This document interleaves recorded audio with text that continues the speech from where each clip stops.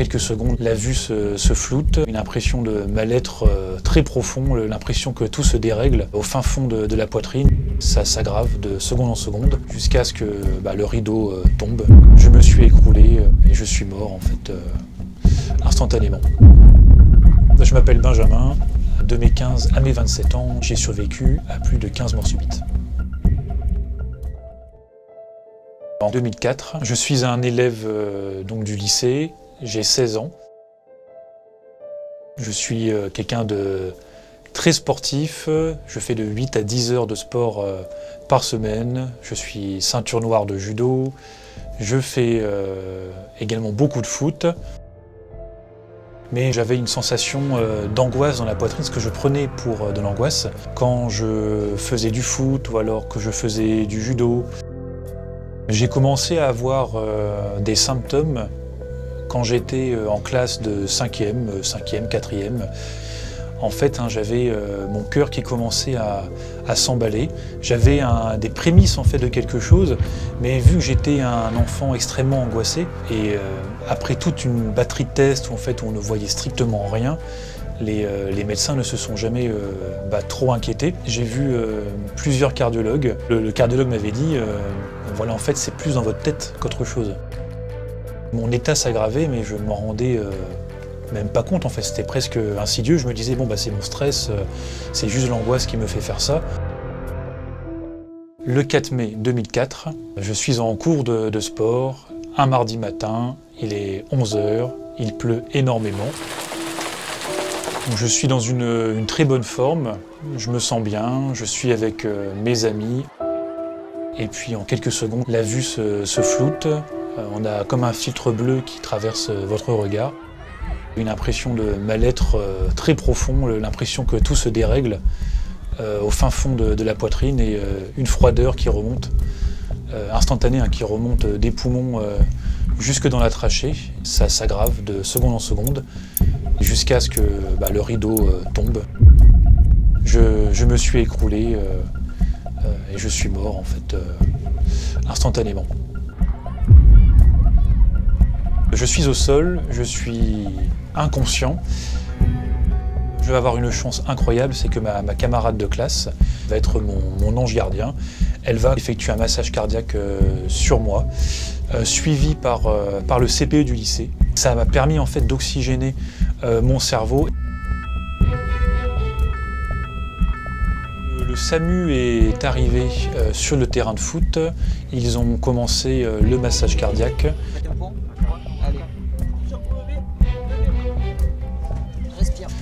Puis ils m'ont embarqué tout de suite et ils m'ont emmené à l'hôpital.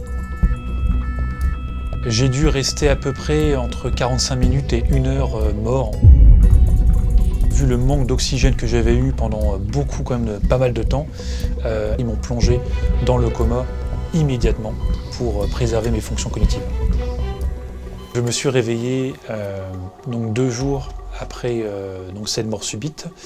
Et en sortant de ce coma artificiel, la perte de mon corps en fait a été instantanée au réveil. Je n'avais plus l'usage de mes jambes.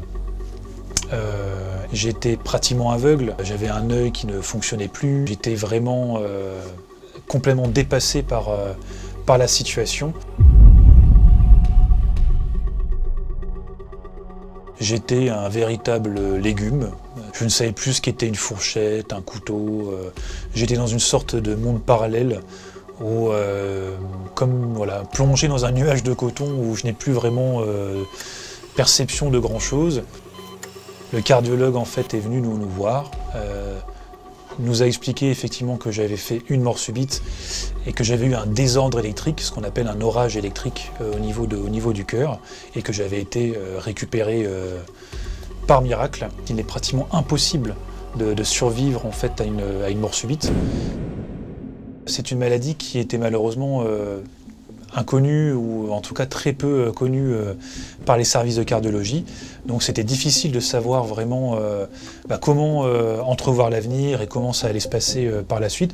Le cardiologue a installé le défibrillateur quelques jours après, peut-être une à 2 semaines après donc mon réveil du coma, parce qu'il était hors de question que je reparte chez moi en ayant pris conscience que j'avais une cardiopathie qui plus est inconnue, ou pratiquement inconnue, dont on ne connaissait pas grand-chose, et par sécurité, par peur que ça se reproduise, donc j'ai été implanté très très vite en fait, au bout de quelques jours. Mes parents étaient extrêmement étaient paniqués. Je n'arrivais pratiquement plus à marcher, en fait même pas du tout. Et j'ai dû, dès que je suis sorti de mon lit d'hôpital, j'ai commencé à marcher un tout petit peu avec mes parents dans les couloirs, mais je marchais comme un pingouin. Je faisais un petit pas l'un après l'autre, les jambes raides.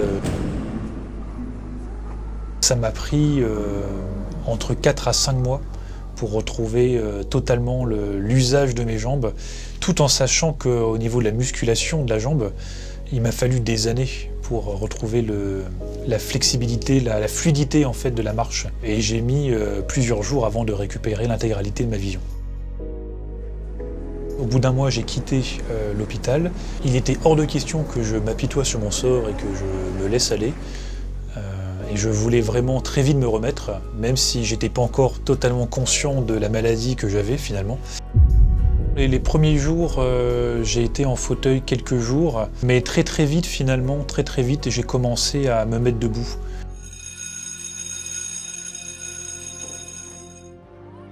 Je suis revenu un mois après ma première mort subite au lycée.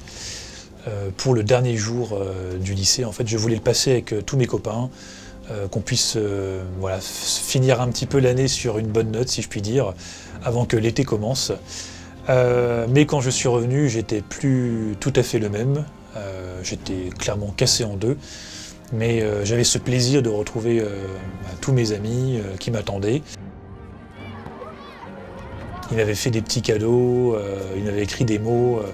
J'étais devenu une sorte de petite célébrité locale parce que tout le lycée était au courant de ce qui m'était arrivé. J'avais mon défibrillateur dans la poitrine, j'étais dépassé par les événements et en fait donc on allait en salle de classe pour le dernier cours de l'année et sous l'emprise de l'émotion je monte les escaliers, mon cœur s'emballe.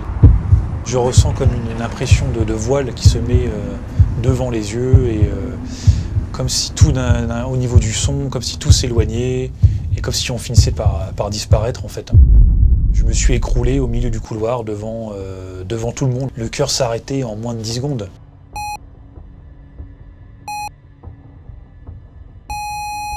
Et je fais une nouvelle mort subite. Le défibrillateur implanté dans ma poitrine m'a envoyé une décharge électrique qui m'a permis de me réanimer. Puis j'ai réouvert les yeux peut-être 2-3 minutes après et ma professeure d'anglais qui était adorable et qui m'a juste regardé et qui a dit « Ça va Benjamin ?» Bah ouais, ça va. Ce qui est assez incroyable, c'est que quand je me suis relevé, je suis allé en cours, j'ai fait mon cours, j'ai dit à mes copains « Je vais rester avec vous », voilà. En fait, la première année, je n'avais pas réalisé. Donc en fait, je vivais normalement. J'allais même, je sortais, je faisais la fête comme les jeunes de mon âge. J'ai réalisé que j'étais très malade quand j'ai vécu la mort subite la plus terrible de toute mon existence. Donc on est en 2006. Un matin, je descends du bus pour aller au lycée, c'est le jour du bac blanc et il pleut énormément.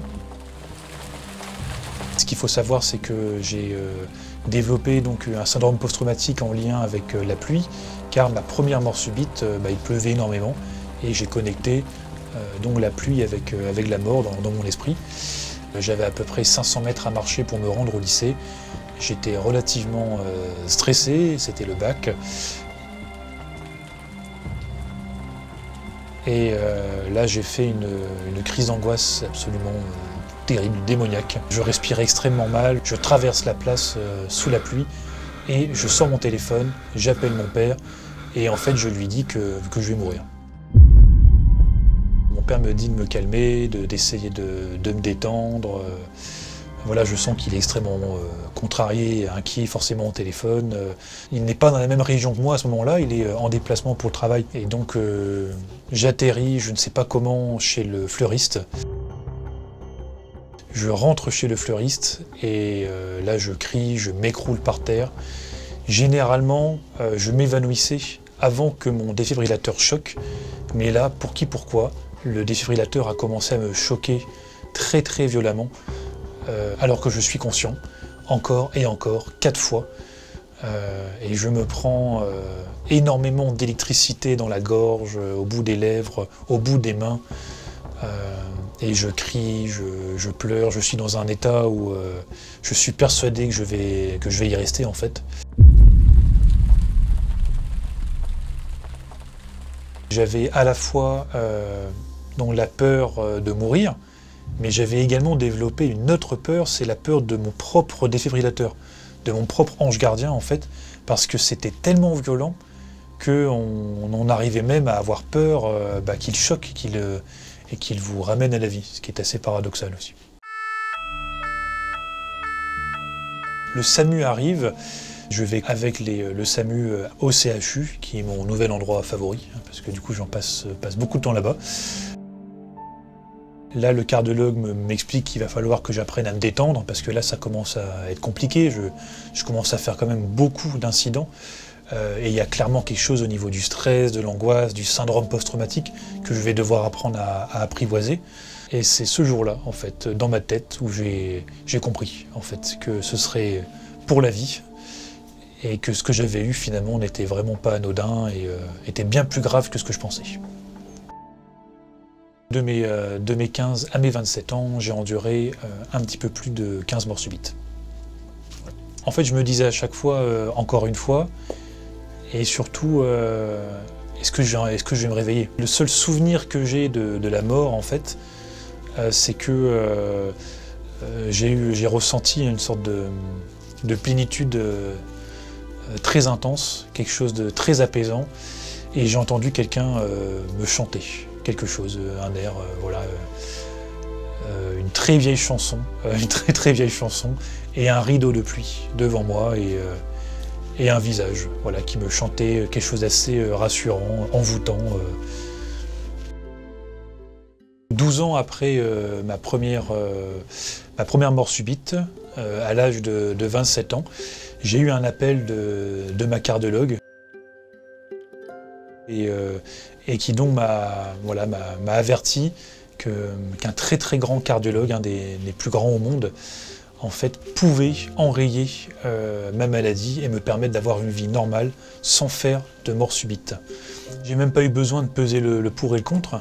Pour moi, ça a été oui tout de suite. Je n'ai même pas réfléchi d'ailleurs parce que ma vie, à ce moment-là, n'était plus une vie en fait. J'ai vu cette opération comme un moyen de passer à autre chose et comme une revanche en fait. Je me suis dit que j'allais pouvoir regarder ma maladie dans les yeux et lui dire que j'allais lui mettre une grosse raclée. Voilà.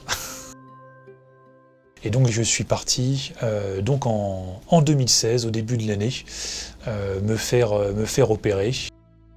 Et au bout de 4 jours, en fait, ils m'ont opéré. Donc une opération qui a duré pas loin de 7 heures. Donc ils sont rentrés dans ma jambe, dans mon artère fémorale, et ils sont remontés jusqu'à mon cœur. Ils m'avaient mis au préalable en fait une sorte de gilet avec des électrodes et des capteurs pour modéliser en fait le cœur en 3D. Donc ils ont brûlé avec donc des sortes de tiges en fait, hein, tous les substrats qui étaient défectueux au niveau du cœur.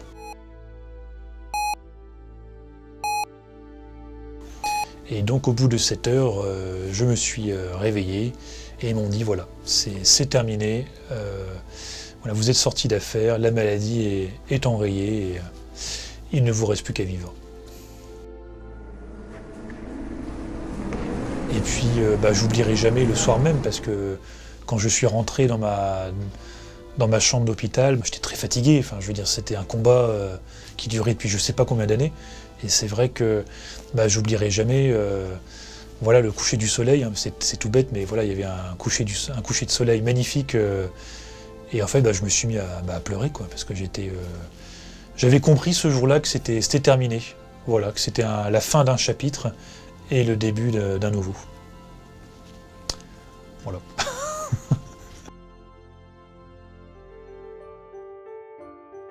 Donc j'ai été opéré, mais on ne peut pas dire que j'ai été guéri, parce que c'est une maladie qui est possiblement génétique. Des recherches sont toujours en cours d'ailleurs. Et donc j'ai gardé le défibrillateur, parce que voilà, ça reste une maladie qui est quand même très grave. Et même si effectivement je n'ai plus jamais fait de mort subite depuis 2016, ce serait complètement inconcevable même pour moi psychologiquement de vivre sans ça. C'est un ange gardien. Et psychologiquement ce serait terrible de vivre sans.